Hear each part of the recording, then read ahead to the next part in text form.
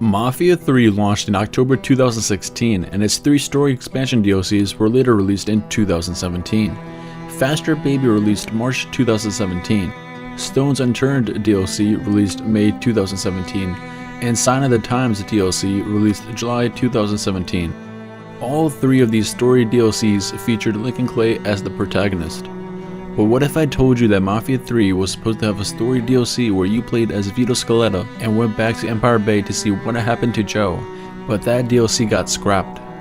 This sounds too good to be true, but this would not be the first time in a Mafia game that you would play as a different character in the game's DLC. Mafia 2 had a story expansion DLC called Joe's Adventures where you played as Joe Barbaro. And Mafia 2 had 2 more DLCs called The Betrayal of Jimmy and Jimmy's Vendetta where you played as Jimmy. Mafia 3's cancelled DLC where you played as Vito Scaletta was cancelled at the design stages and never made it to the final game, but there are still traces of it left in Mafia 3's game files. Some of you might be thinking that maybe instead of a story expansion DLC where you played as Vito visiting Empire Bay, Mafia 3 was supposed to have a small flashback cutscene featuring Vito in Empire Bay, and that's a reasonable conclusion to come to. However, there's further evidence that indicates that this was much more than a simple flashback cutscene. It was a cancelled story expansion DLC featuring Vito Scaletta, and I'll explain why. The first piece of evidence we have of Mafia 3's cancelled Vito DLC is in the game files of Mafia 3. The following are Mafia 3's game flags provided by Mafia Toolkit reverse engineer Grievousy. These are in-game flags that Mafia 3 developers used to organize the mission and objective structures. Note that Bourbon City was the pre-alpha name for New Bordeaux, and Saigon here refers to the Stone's Unturned DLC where there's a flashback cutscene of John Donovan and Connor Aldridge in Saigon, Vietnam. The map of Saigon, Vietnam is small and was only used for one cutscene in an alleyway. We can see Empire Bay is mentioned right above the Stone's Unturned DLC. The second piece of evidence we have of the cancelled Vito DLC is Empire Bay being mentioned again in Mafia 3's game files, but this time in the season settings parameter. And the third piece of evidence we have of the cancelled Vito DLC is in the City Crash SDS file. There are 4 folders named Empire Bay with a combined total of 135 files. But the most notable file is this file right here, titled Airport Lamp, in the Empire Bay folder. It seems that in order to start the Vito Scaletta DLC for Mafia 3, you would have to travel to New Bordeaux's airport to meet Vito to begin the DLC, and then you would arrive at Empire Bay's airport. If you look hard enough at Mafia 3's game files, then you will find even more traces of Empire Bay being mentioned. But these are just 3 examples that I picked that mention Empire Bay in Mafia 3's game files. The fourth piece of evidence we have of the cancelled Vito DLC is from a Mafia 3 game developer themselves. On YouTube, a prominent Mafia 3 game developer commented the following: "I wish I could have given you a Vito and Joe DLC story for Mafia 3, mystery plus crime to see what happened to Joe since Mafia 2. This comment is straight from a Mafia 3 game developer who worked on the game. The reason I blurred out their name is because this Mafia 3 game developer sent me a direct message on Twitter asking me politely to remove their name and to blur out their picture from a Mafia 3 Empire Bay video. And as a sign of respect, I did just that. To play the devil's advocate, this Mafia 3 game developer does not say that there was a Vito and Joe DLC story for Mafia 3. They're just stating that they wish they could have given it to the fans. Keep in mind that this is just one developer out of the hundreds who worked on the game, and this Mafia 3 game developer is simply just stating their personal opinion on what they wish they could have given to the Mafia 3 fans. The fifth piece of evidence we have of the cancelled Vito DLC is the strongest piece of evidence. It is 3 developer maps of Empire Bay for Mafia 3's game engine. Yes, 3 large maps of Empire Bay made specifically for Mafia 3. If it was a mere flashback cutscene featuring Vito in Empire Bay, then it would not be 3 extensive and detailed maps of Empire Bay. One of the maps even has working traffic with cars from Mafia 3's time period, so this debunks the flashback theory because it doesn't make sense for 1968 vehicles to appear in the 1940s and 1950s. Mafia 3 received an update on Steam that accidentally added a folder full of developer test levels. This folder was called Test Scenes and was 3.6 gigabytes in size, with a total of 250 files. If you saw my video titled The History of Mafia 4, then you would know that one of these developer test levels was a map from the cancelled Hangar 13 game Rhapsody, a game which took place in 1980s Berlin, Germany. This game was cancelled after Mafia 3. More info on it in my The History of Mafia 4 video. However, the most interesting thing revealed from this Mafia 3 developer folder, besides the cancelled Hangar 13 game, was 3 maps of Empire Bay. These 3 developer test levels of Empire Bay were created for showing the idea and concept of a Vito DLC to the studio boss or game director in charge of Mafia 3. Unfortunately, the idea of going back to Empire Bay did not get approved, and Hangar 13 went on to create Faster Baby, Stones Unturned, and Sign of the Times instead. The first developer test level of Empire Bay features the West Side, East Side, and Midtown districts of Empire Bay. The second developer test level of Empire Bay features the Sand Island district, and the third developer test level of Empire Bay features Mafia 2's Dam and Countryside.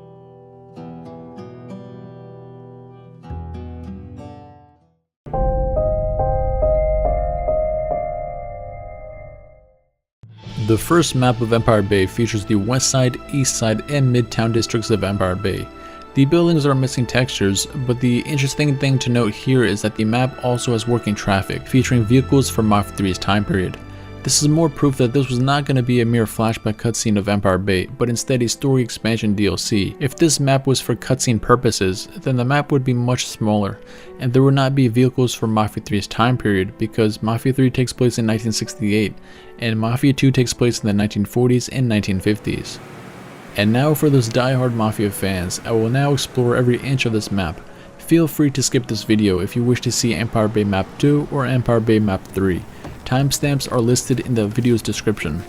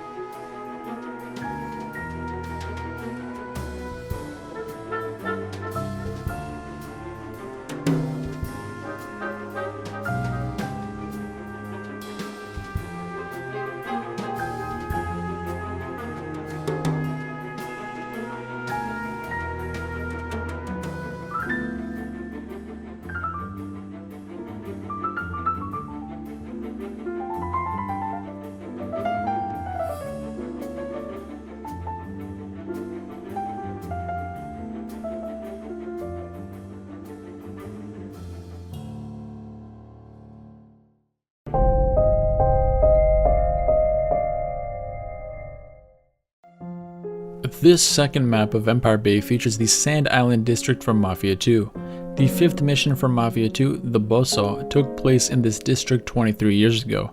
This map is the most detailed map out of the 3 Empire Bay developer test levels for Mafia 3.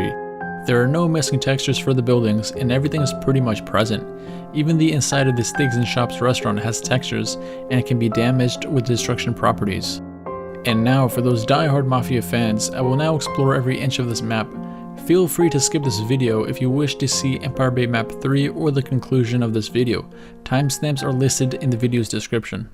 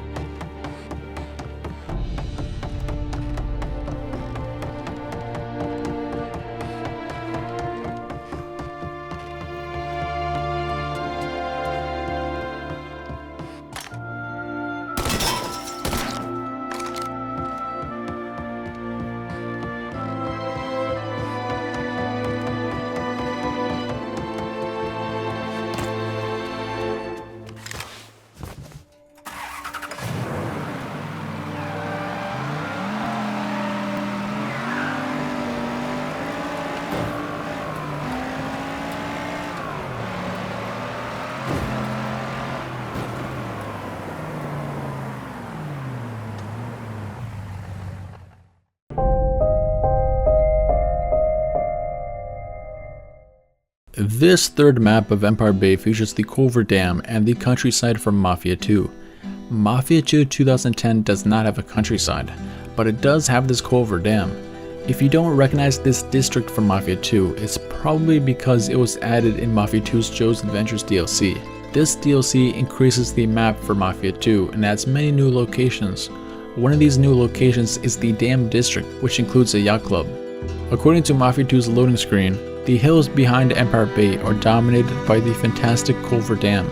When completed in 1933, it was the world's largest hydroelectric power plant and still provides electricity to over 20,000 homes in the Bay State area. Another Mafia 2 loading screen says Luca Guarino is a capo in the Clementi family, a position to which he rose after entombing his predecessor in the foundation of the Culver Dam. This map is the biggest out of the 3 Empire Bay developer test levels. Keep in mind that these 3 developer test levels of Empire Bay were created for showing the idea and concept of a Vito DLC to the studio boss or game director in charge of Mafia 3. Unfortunately, the idea of going back to Empire Bay did not get approved, and Hangar 13 went on to create Faster Baby, Stones Unturned, and Sign of the Times instead. And now, for those diehard Mafia fans, I will now explore every inch of this map. Feel free to skip this video if you wish to see the conclusion of this video and my final thoughts.